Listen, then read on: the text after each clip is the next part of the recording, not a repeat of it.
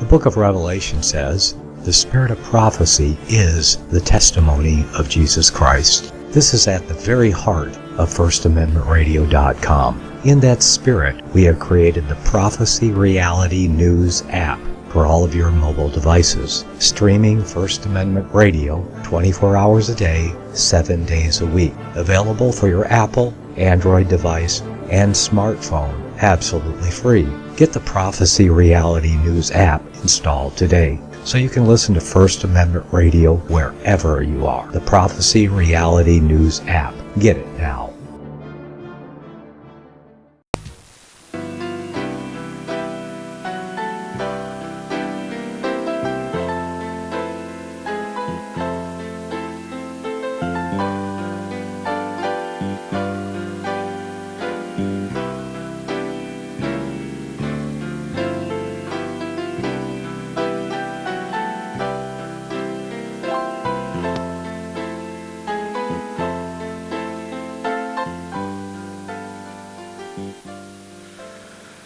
Good morning, everyone. Welcome to another edition of Inquisition Update. My name's Tom Fress, and I'll be your host for the next hour. You're listening to FirstAmendmentRadio.com. Thanks for tuning in, and we'll get right to business this morning, returning to our reading and discussion of the book Rome and Civil Liberty by James A. Wiley. Yesterday, we concluded by telling the listeners that England, Protestant England, was literally endowing the Roman Catholic Church, paying the Roman Catholic Church and its priests and its colleges with tax money, Protestant tax money. Literally, England was paying for the overthrow of its own government. England was hiring its own inquisitor. And we make the same mistake here in this country, in our generation, endowing the Roman Catholic Church, supporting it with our tax dollars, supporting it with our charitable dollars.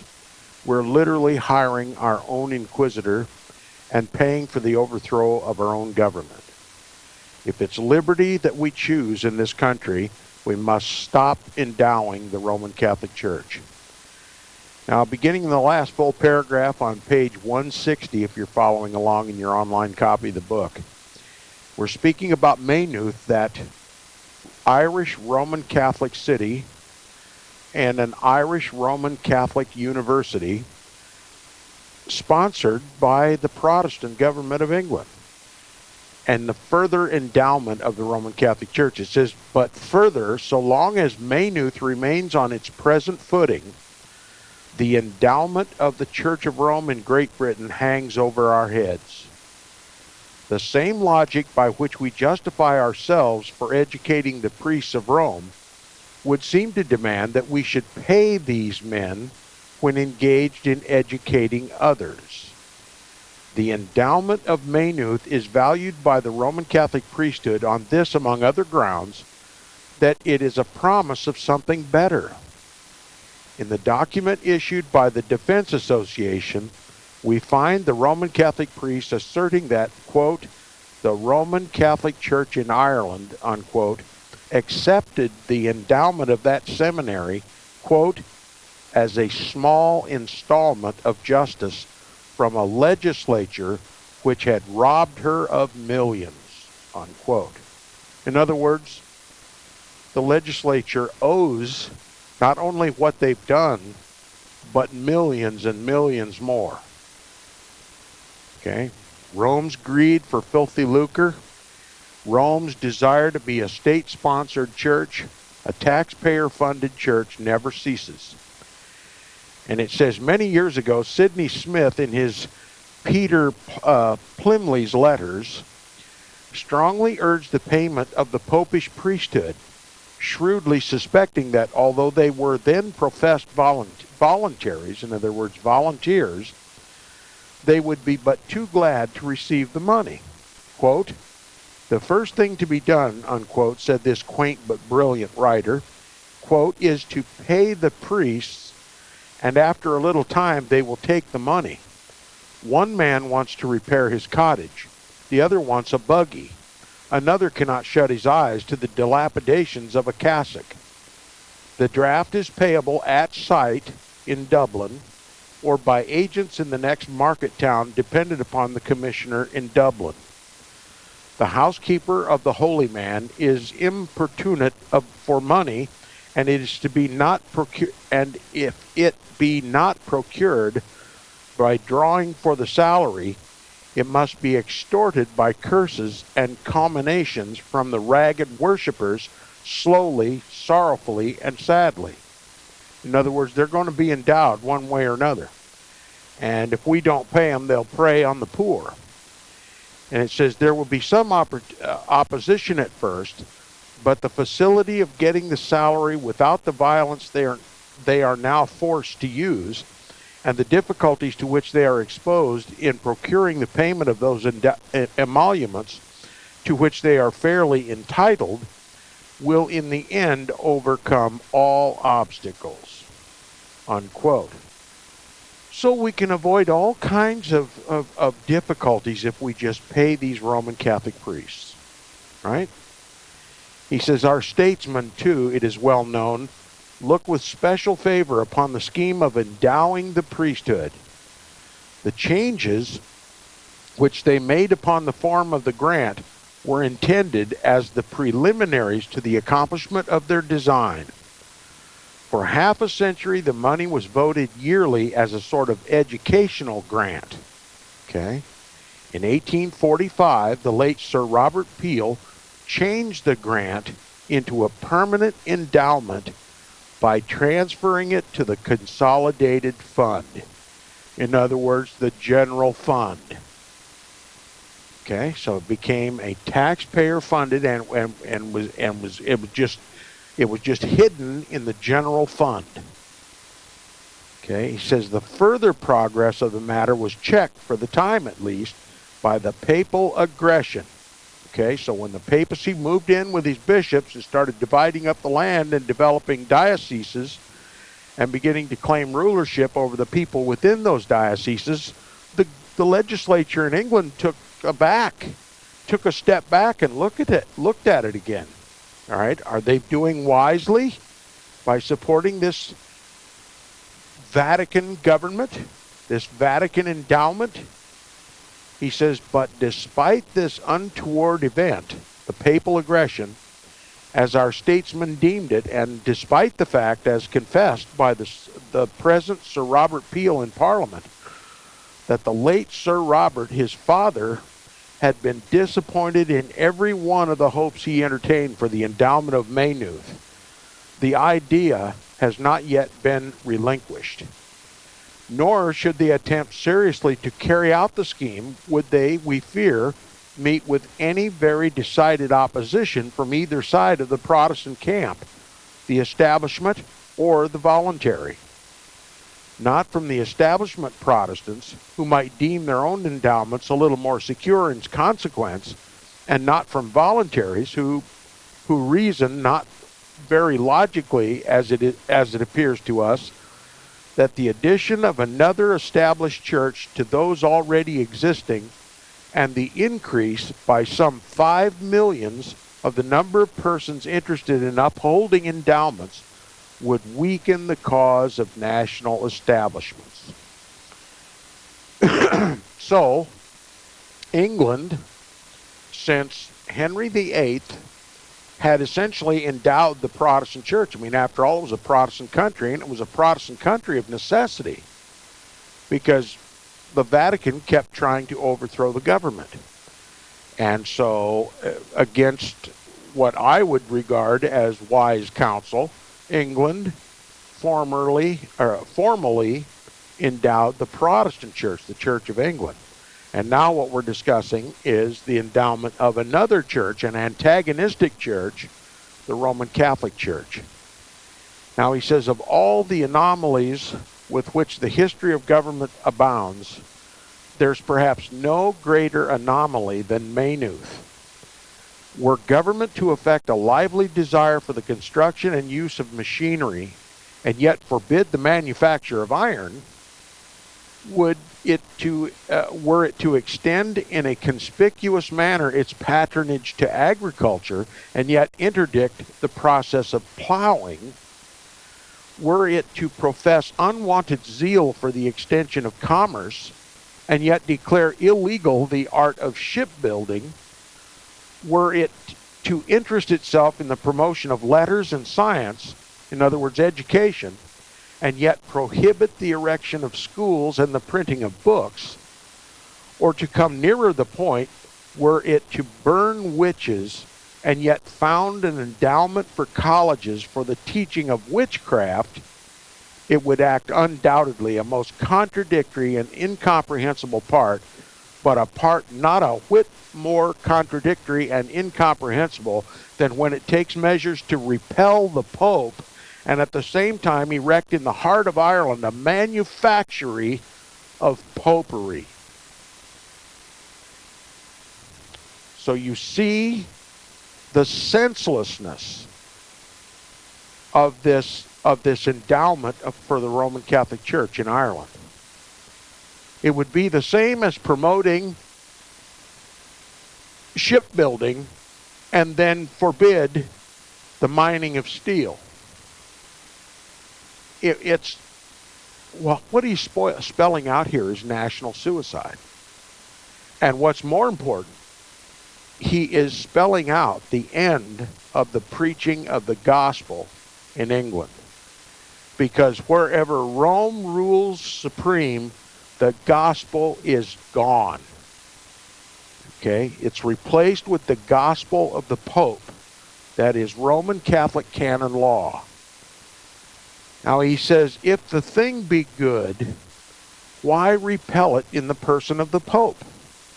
And if it be evil, why create and encourage it in the schools of Maynooth? If the policy of the Ecclesiastical Titles Bill be right, is it possible that the Maynooth policy can be other than wrong? The policy of the Ecclesiastical Titles Bill is manifestly founded on the principle that the priests of Rome are a dangerous class, seeking under a religious mask to seize upon political power, that they are the abettors of a foreign prince, with whose domination their entire interests are bound up, and that therefore their proceedings cannot be too jealously watched, or their arrogance too firmly checked.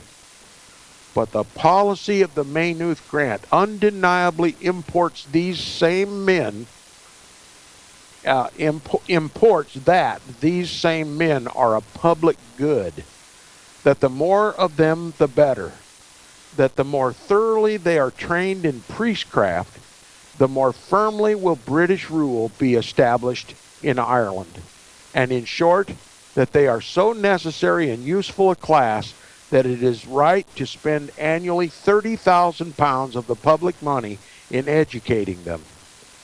It is impossible that both these propositions can be true. Since the Maynooth College was endowed, experience has demonstrated the fallacy of every one of the reasons urged in its behalf. It was argued, first of all, that if the Irish priesthood were educated at home, they would escape those anti-national feelings and prejudices which they were apt to contract while undergoing their training abroad. We should thus, it was believed, have a body of men more deeply attached to the Constitution of our native country and pursuing a national and patriotic policy. In the second place, it was said that if we are to have priests at all, it is better to have a highly educated rather than an unlettered priesthood, and that, could we only get gentlemen and scholars, their influence with the people would be all on the side of civilization and order. Accordingly, Maynooth was founded and endowed from the exchequer of a Protestant people, that the aspirants to the Roman priesthood might be saved a journey to France, and that being educated and civilized themselves, they might begin to educate and civilize their countrymen. Not only have the anticipated results not been realized, but the exact opposites of those results have been wrought out. The Irish priesthood, instead of being more national, are less national, and to a man are now animated by a spirit of deep and bitter hostility to Britain. And the people, so far from standing higher in intelligence and comfort, are now sunk to a lower depth of ignorance and barbarism. This decadence dates from the erection of Maynooth. 60 years under an institution which was to give Ireland an enlightened and national clergy and a civilized and peaceful people have sufficed to reduce that country to the last stage of anti-national antipathy and exasperation. Who has not been stunned by the loud and fearful curses which have come rolling across the channel, fulminating from the altars of the Roman Catholic priesthood, mingled with the wrathful howls of a priest-ridden and maddened people? These are your Maynooth scholars and gentlemen. These are the flocks tended and fed by the pious and the lettered priests of Maynooth. Better far we had flung our gold into the channel than send it across the sea to be a curse in the first place to Ireland and a curse in the second place to ourselves by the demoralizing dogmas and anti-national sentiments it was there employed to propagate. So you see, James A. Wiley minces no words at telling the British people what their endowment has done to Ireland. Seemed like a good idea to educate the priests. Better to have an educated Roman Catholic priest than one who is not educated. Better to have an educated priest that can raise up the ignorant Irishman into educated Irishmen. Productive. But what did they get? Retrenched Roman Catholicism, anti-national feelings in Ireland, conflict that continues even to this day. They wish to serve two masters in England, and so does the United States, and there's not going to be anything but constant conflict. That is, of course, if the Protestants protest. If they don't, then the United States of America will just become another Ireland. Does this make sense to my listeners? You see how valuable this book is? Rome and Civil Liberty by James A. Wiley.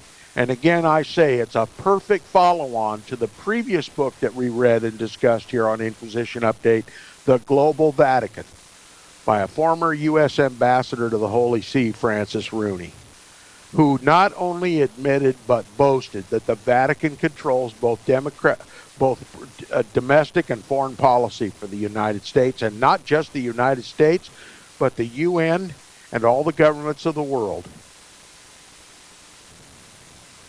The world is becoming papist,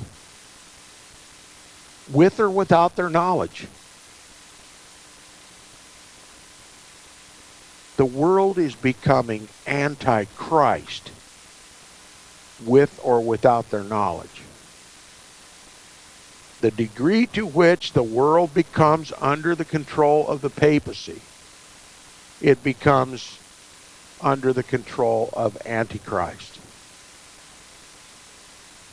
Now, the gospel is not going to be tolerated in this country any more than it was tolerated in Ireland.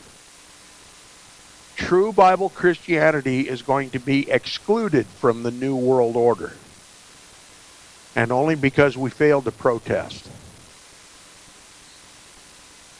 Now he continues, in the middle of page 164, he says, previous to the erection of Maynooth, the Irish priests were educated in France.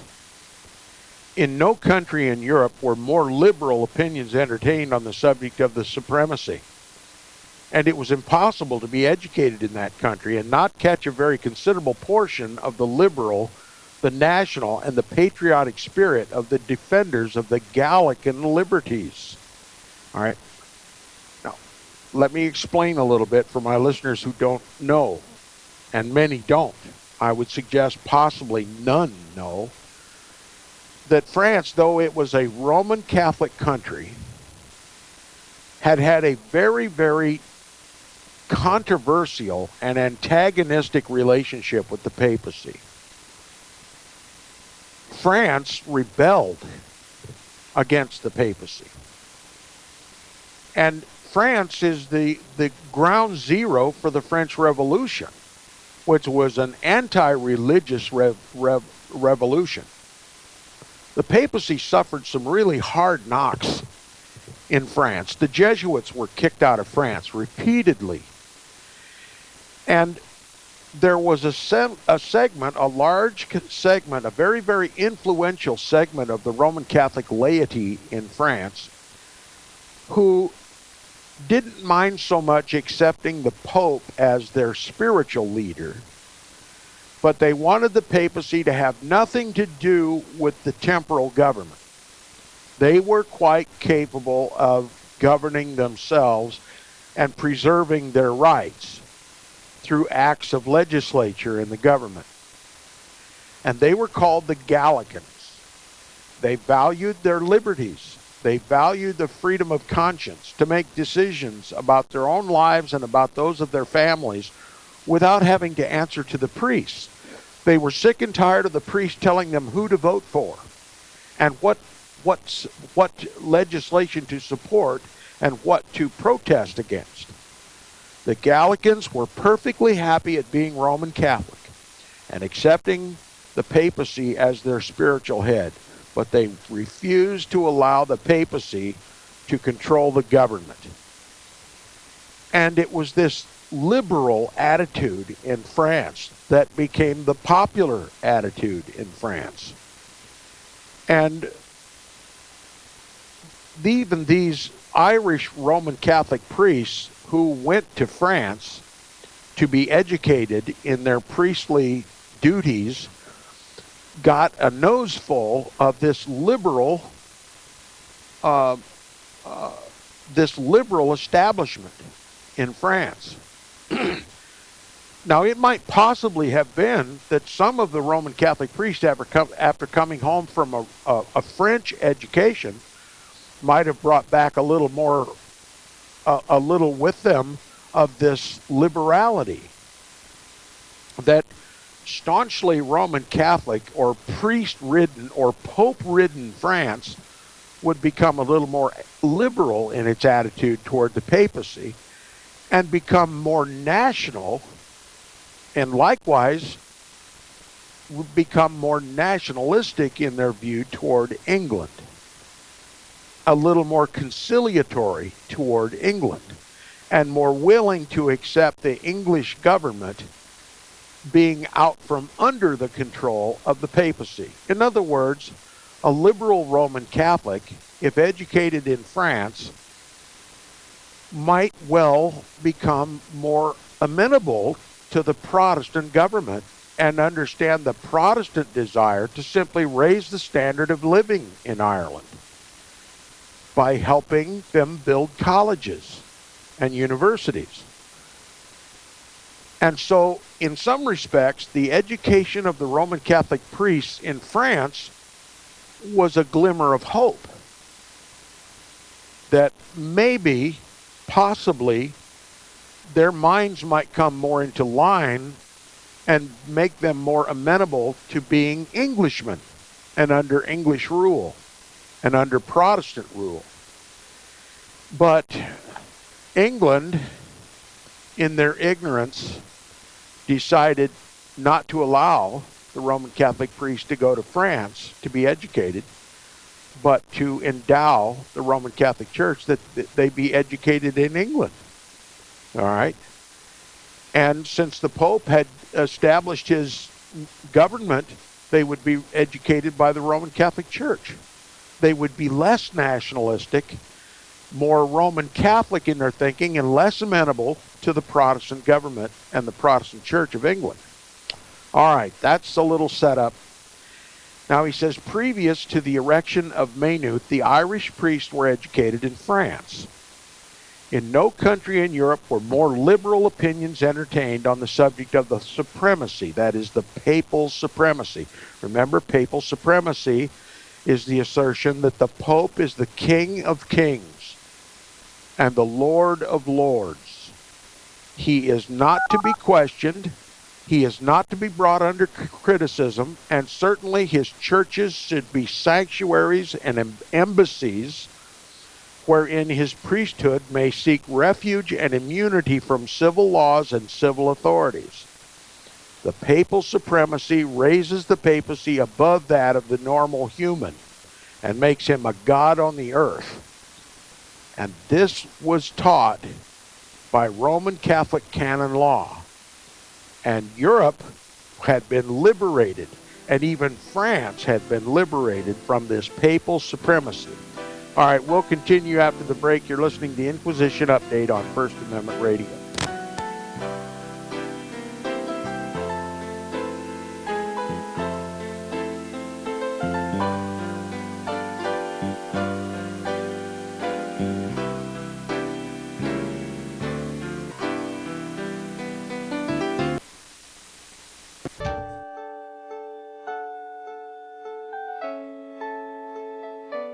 The program you are listening to is 100% sponsored by you, the listener, on this First Amendment Rights Media channel.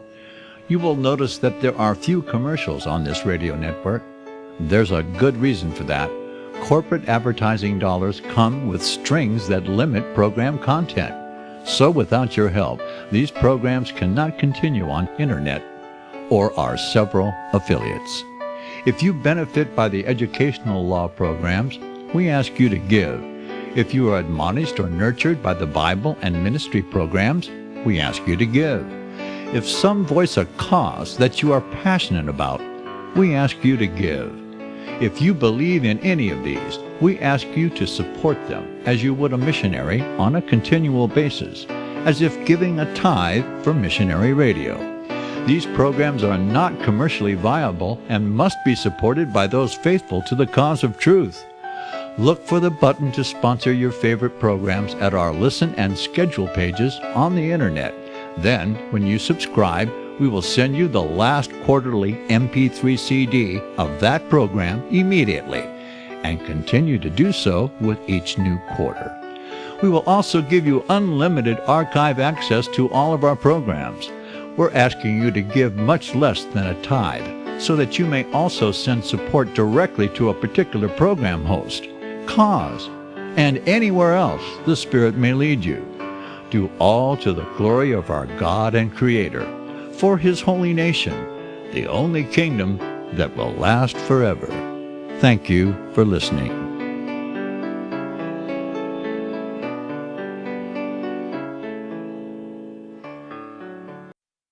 Visit crosstheborder.org, CROSS, crosstheborder.org, to get your print, EPUB, or PDF version of the book, The Rapture Will Be Canceled. That's crosstheborder.org. I know you all want answers, and believe me, so do I, and I'll do my best to get them.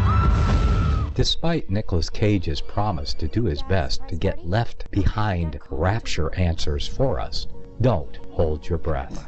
Not everyone believes Left Behind is true prophecy. Some may even regard as conspiratorial the mainstream re-release of the Left Behind movie, with actor Nicolas Cage portraying the main character, as an attempt to further reinforce in the minds of all this perception of false prophecy, in order to condition the masses for the play about to begin. If you want true Bible prophecy answers, get the book, The Rapture Will Be Canceled.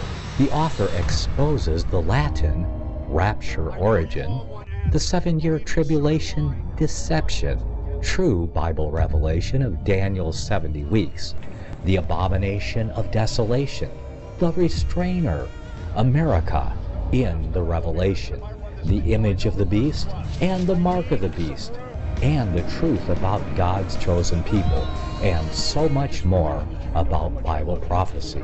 This book will shatter the Left Behind paradigm of future events. Get the book, The Rapture Will Be Canceled. Visit crosstheborder.org, CROSS, crosstheborder.org, to get your print, EPUB, or PDF version of the book, The Rapture Will Be Canceled. That's crosstheborder.org.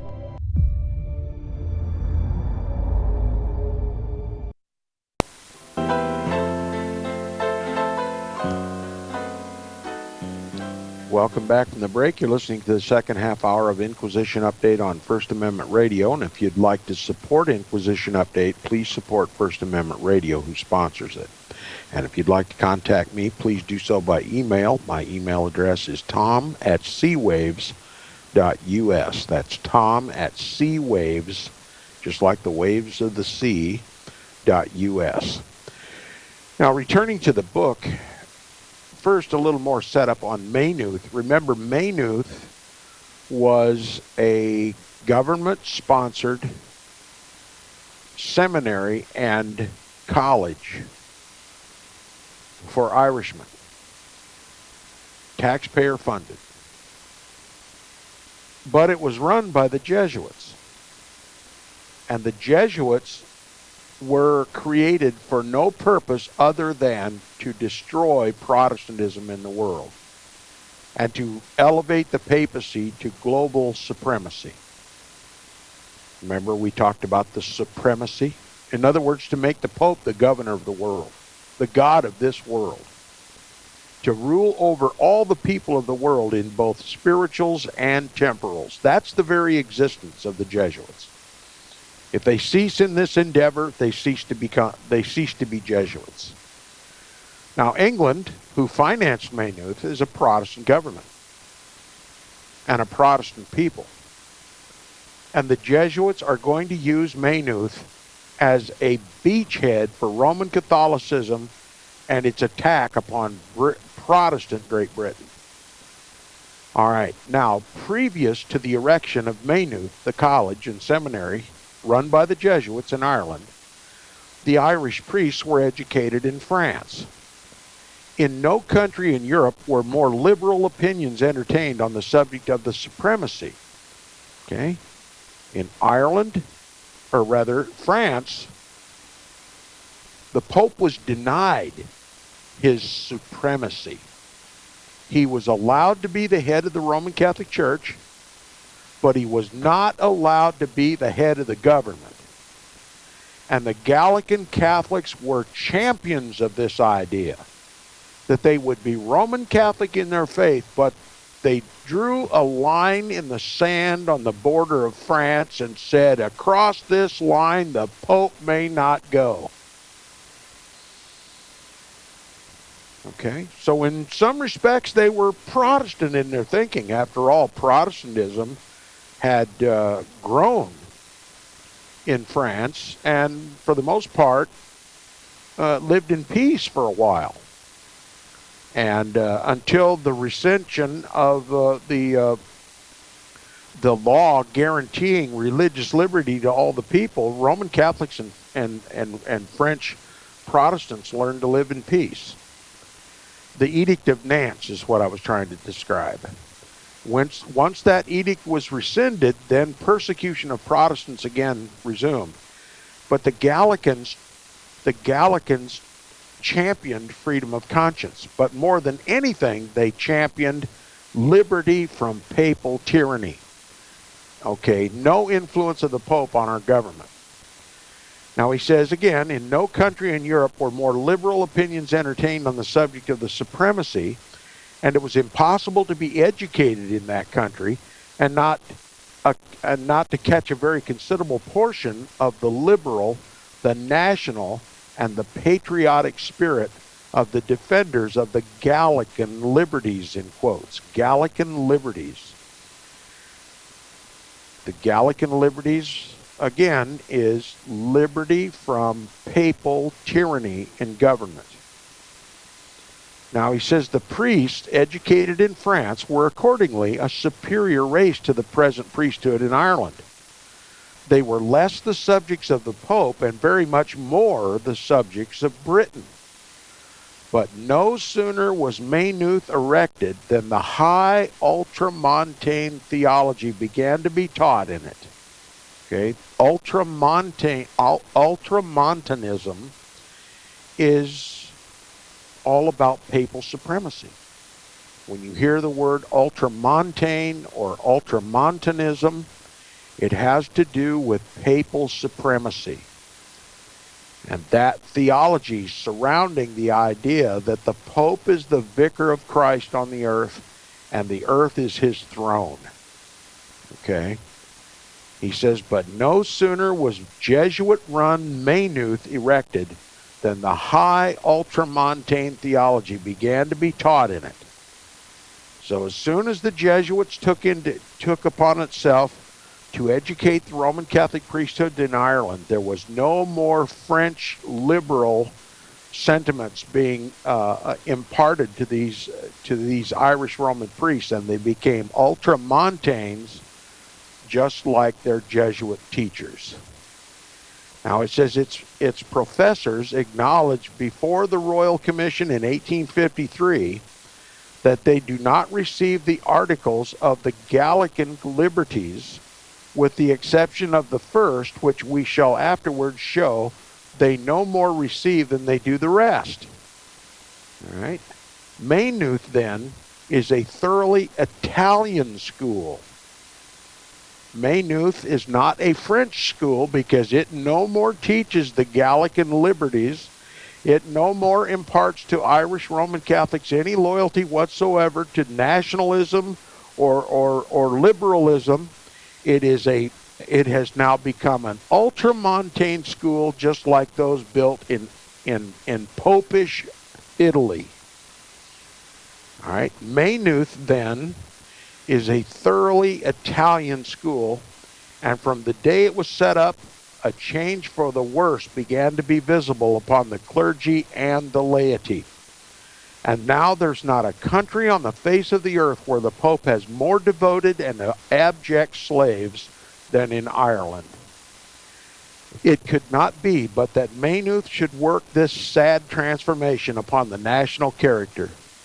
The textbooks employed in the institution all teach the highest existing theories of the infallibility and the supremacy, the superiority of the ecclesiastical power, the complete subordination of the secular, the immunity of the clergy from the civil tribunals, the atrocities of the canon law, the blasphemies of the Pope's dispensing power, the infernal lodge of Escobar, and the disloyal and anti-nationalistic doctrines of Hildebrand.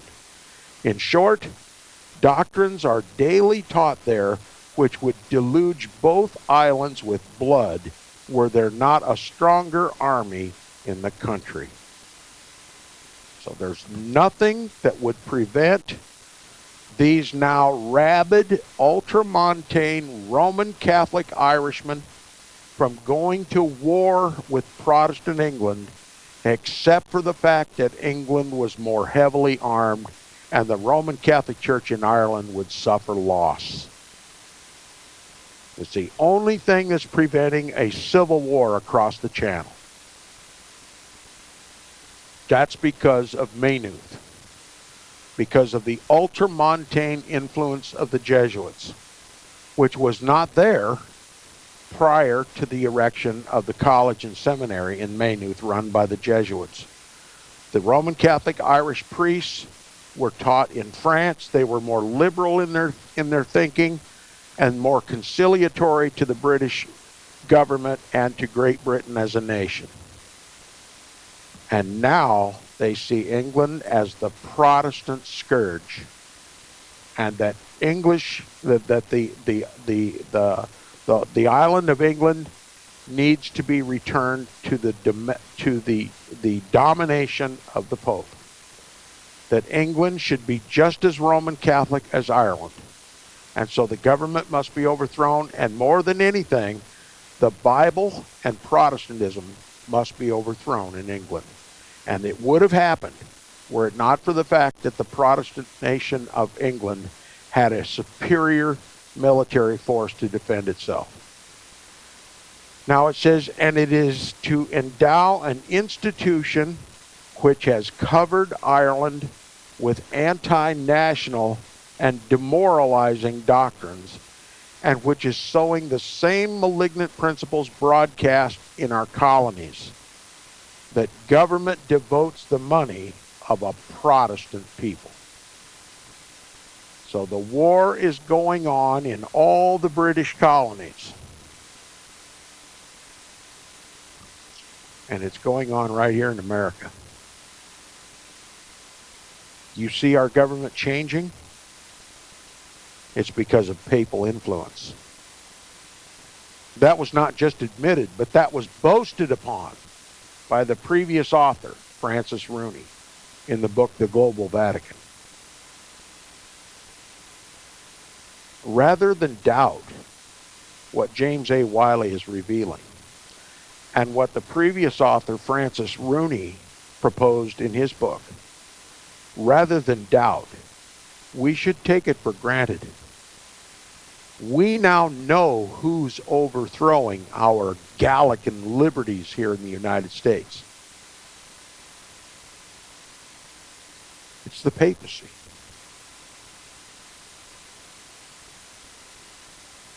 It's not the Muslim world. It's not communism. It's not global warming. It's none of that. It's the man of sin. He's the one that's bringing all these changes upon our lives. And the end game for the papacy is to obliterate Protestantism and to erect the papal throne over every man, woman, and child on the planet.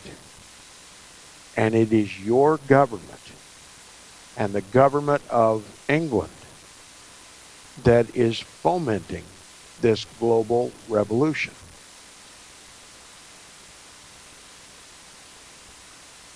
Now he says, but how have these Maynooth gentlemen done their part as educators of the people? Their friends in Parliament took the liberty of promising great things from them in this capacity. But alas, those who so promised grievously mistook the men in whose behalf they pledged themselves so deeply. The Romish priests will not and dare not educate. You see a decline in the literacy rate in the United States of America? The ability for people to think and read for themselves, especially to read the scriptures. The Romish priest will not and dare not educate. His dominion is founded on ignorance. And the grosser that ignorance, the more firmly rooted is his dominion. Are we to expect the priest to raise the foundations of his own power? R-A-Z-E, in other words, to destroy the foundations of his own power? Ignorance is the foundation of the popish power. If Rome cast out Rome, how shall her kingdom stand? Has not government encountered the combined opposition of that very priesthood which it has fed and reared in its benevolent attempts to extend a system of national education to the Irish? And as regards the Queen's colleges, no sooner had the government erected them than the Roman Catholic priests of Maynooth virtually closed them by forbidding every Roman Catholic parent under the peril of his salvation to permit his son to cross their threshold. It was a singular hallucination into which the government fell, that the better a priest, the better a citizen. An exactly opposite conclusion would have been much nearer the truth. An invasion by men trained in all the modes and equipped with all the appliances of modern warfare would be a very different thing indeed from an invasion by painted barbarians with their rude weapons. The College of Maynooth has effected a like change in the Pope's invading troops. We have exchanged the French-bred priest ill-read in dens theology, I won't go into it, with low notions of the supremacy and proportionally high notions of the British crown, for a race of crafty, insidious, intriguing, thoroughly trained priests of the ultramontane school who recognize but one power in the world, the ecclesiastical supremacy, and ignore all authority inconsistent with it. Such is the priesthood which Maynooth has given us. Ireland convulsed with plots and barbarized by ignorance is their handiwork. So Maynooth simply became a papal school. And if Ireland ever had any hopes of raising itself up, it was dashed when the liberals, the bleeding heart liberals of England, the Protestants of England, hadn't suggested on the government sanctioning and supporting and endowing a church that would ultimately, or a seminary and a college that would ultimately be run by the Jesuit order. Better that the priests of Ireland would continue to be trained in France.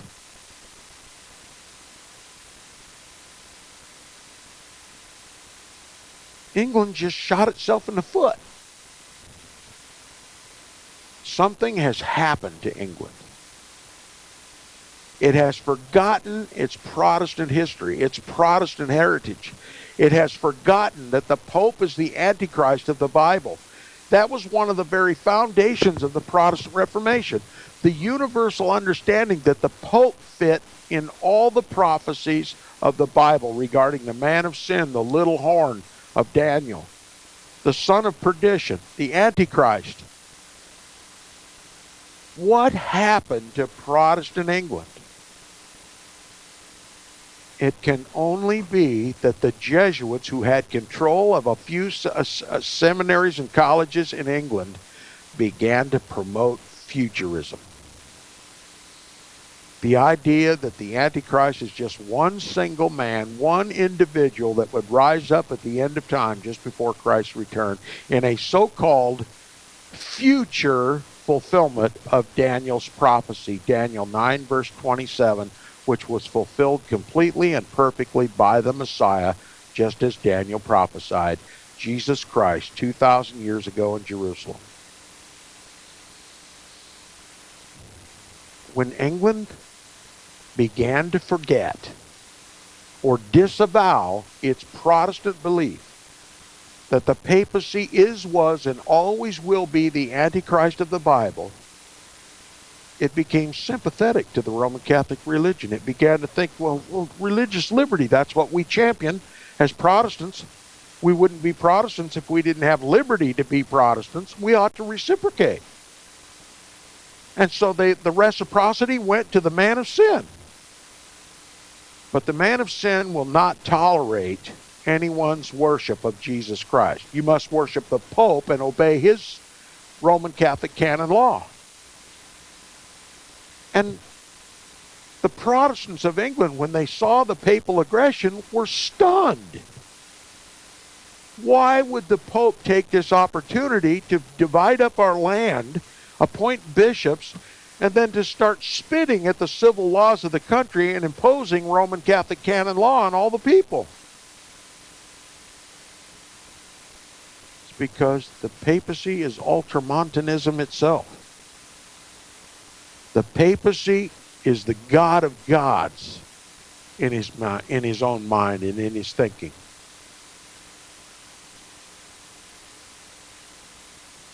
You see why Protestantism is dying in this country? It's because of futurism.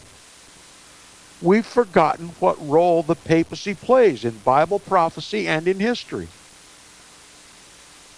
And so we're no longer interested in Bible prophecy or in history, except what we get from our futurist pastors. And they're guaranteed to teach a lie, a futurist lie. and thereby denying that Jesus was the one who caused the sacrifices and oblations to cease 2,000 years ago, and that that's going to happen in the future by someone else. They're virtually denying that Jesus is the Messiah. If they don't believe that Jesus is the one, according to Daniel's prophecy, that would cause the sacrifices and oblations to cease, then they've denied that Jesus was the Messiah. And the whole purpose is to foist upon the world another Messiah, a counterfeit Messiah. And the world is shaping up to make the papacy that Messiah. Francis Rooney in the Global Vatican was setting the preparatory changes necessary to convert the world to a popish government.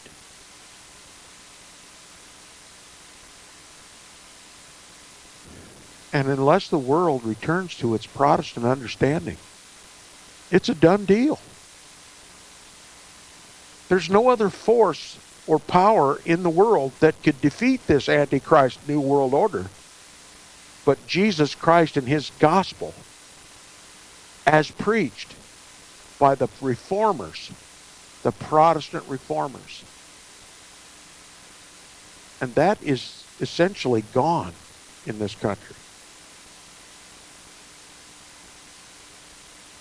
I'm sorry to paint such a morbid picture, but I'm a realist. And we have to acknowledge our error. We can't do anything about it if we won't acknowledge our error. Christ can't help us if we can't acknowledge our error.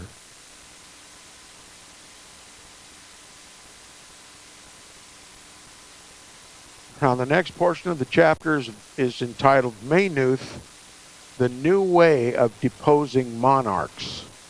The New Way of Deposing Monarchs. This is asserting that the monarchy of Britain is going to be overthrown. He says, in the year of 1853, the Earl of Aberdeen being Prime Minister, a royal commission was appointed for inquiring into the management and government of the college at Maynooth, the discipline and the course of studies pursued therein. In March of 1855, the commission laid the results of its labors upon the table of the House of Commons in the shape of 2 ponderous volumes folio. This quote-unquote commission of inquiry was issued 8 years after the college had been endowed. And it did seem a strange order of proceeding to endow first and inquire afterwards. Right? It's kind of like our legislature in the United States does, right? They endow first and they ask questions afterwards. It may be doubted, moreover, whether inquiry was necessary either before or after endowing. Why? What is it that we endow at Maynooth? Is it not popery? And is it not necessary as at this time of day that we should issue a royal commission to investigate the character of popery and to inquire whether it is compatible with the independence of nations and purity of society? Why, here is history at our door with her report. She has had her, quote, commission of inquiry, unquote, on popery sitting these 12 centuries. She has neither hastily nor partially investigated the matter. Patiently has she sat during the long, weary ages, silent, but not unobservant, her eye ranging over every country of Europe, her pen noting down every occurrence of moment. And now she throws down her ponderous volume for the inspection of all. Let us open it and read it for ourselves. There's no mistaking what popery has been and is. National treaties disregarded and trampled upon, covenants and oaths violated, opinion put down by the rack and the executioner. the fountains of knowledge and morality sealed up, monarchs dethroned, nations robbed of their liberty. Such are the blessings, as history testifies, which the world owes to popery. Is there any other system on which the experience of mankind has been so ample and so uniform? In all ages and in every country, it is the same. When did popery preach loyalty to Protestant sovereigns, save by excommunication? When did it cherish freedom of conscience, save by the dungeon and the stake? When did it live in peace with Protestantism, unless when it found it necessary to circumvent by fraud that it might destroy by violence? Did it not solemnly assure Huss of the validity of his safe conduct till it was ready to light up the faggot around his naked limbs?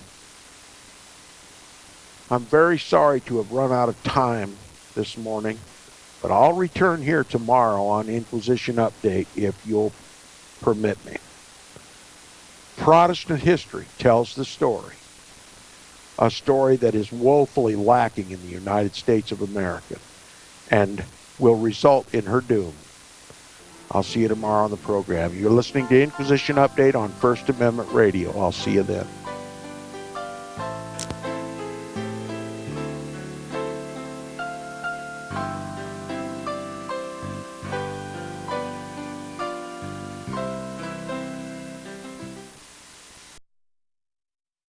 Since the beginning of time, kings have sought it, nations have fought for it. It has been traded, it has been borrowed, it has been purchased, it has been stolen. There's a reason for it. To secure the blessings of liberty to ourselves and to our posterity. Invest with the security of gold and silver. Call Discount Gold and Silver Trading at 1-800-375-4188 or visit discountgoldandsilvertrading.net. Listen to Financial Survival with your host, Melody Cedarstrom, right here on FirstAmendmentRadio.com at 4 p.m. Eastern or 1 p.m. Pacific Time. Visit discountgoldandsilvertrading.net or call Discount Gold and Silver Trading at 1-800-375-4188. Toll free, 1-800-375-4188.